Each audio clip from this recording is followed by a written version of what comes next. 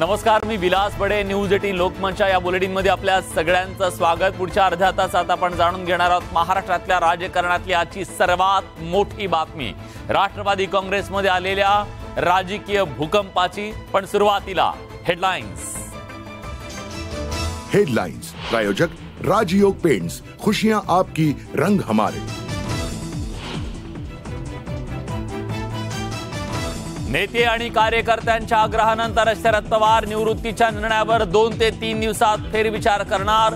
Silver ओकवरच्या बैठकीनंतर अजित पवारांची माहिती. शरद पवारांच्या निवृत्तीच्या निर्णयाला कार्यकर्त्यांचा विरोध. सभागृहात जोरदार गोंधळ. अनेक कार्यकर्त्यांना अश्रू अनावर.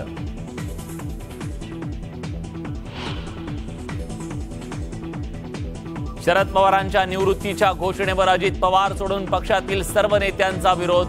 अजितदादांच्या भूमिकेमुळे चर्चांना उधाण.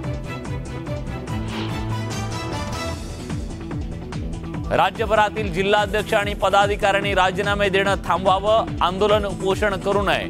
अजित पवारांकडून कार्यकर्त्यांना आवाहन. पवारांच्या राजीनाम्यानंतर आता नव्या अध्यक्षाची चर्चा. अध्यक्ष निवडण्यासाठी समिती गठीत. शरद पवारांच्या राजीनाम्यामुळे राजकीय तर्कवितर्कांना उधाण. राष्ट्रवादीतल्या संभाव्य फूट टाळण्यासाठी पवारांच्या पॉवर गेमची चर्चा.